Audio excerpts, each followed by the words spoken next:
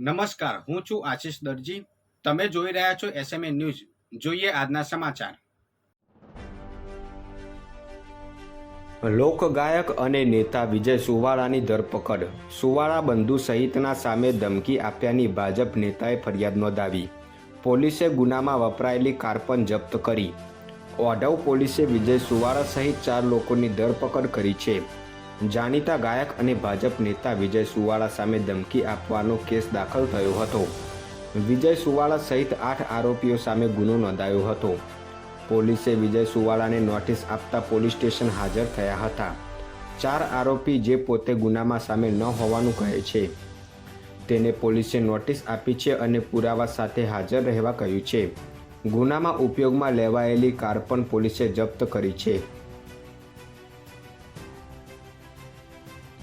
જામનગરમાં પાણીમાં ફસાયેલા 50 લોકોનું અને ખેડામાં કાર સાથે ફસાયેલા 5 લોકોનું રેસ્ક્યુ. સૌરાષ્ટ્રમાં હજી પણ વરસાદ યથાવત.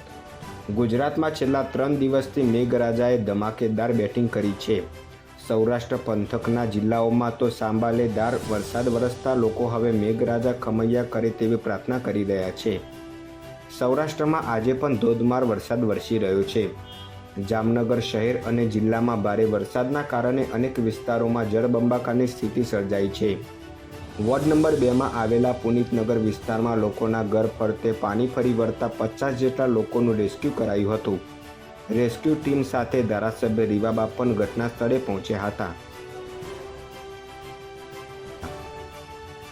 વિસનગરમાં વડીલો પારજી જમીનમાં ગેરકાયદેસર બાંધકામ કરી જમીન પચાવી પાડી જમીન પરત ન આપતા ફરિયાદ નોંધાઈ.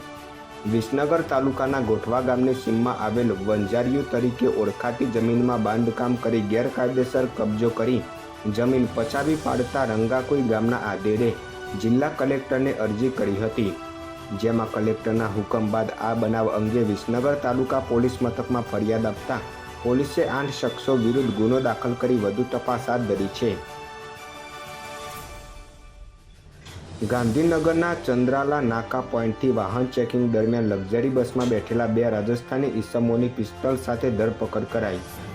ગાંધીનગરના ચંદ્રાલા ગામની સીમ આગમન હોટલ સામે હાઈવે રોડ ઉપર વાહન ચેકિંગ દરમિયાન શ્રીનાથ ટ્રાવેલ્સની નાથદ્વારાથી રાજકોટ જૂનાગઢ સુધીના રૂટની બસમાં બેઠેલા 2 રાજસ્થાની ઈસમોની ચિલોડા પોલીસે પિસ્તોલ સહિત 35,000ના મુદ્દામાલ સાથે ધરપકડ કરી રિમાન્ડ માટેની તજવીજ હાથ ધરી હતી.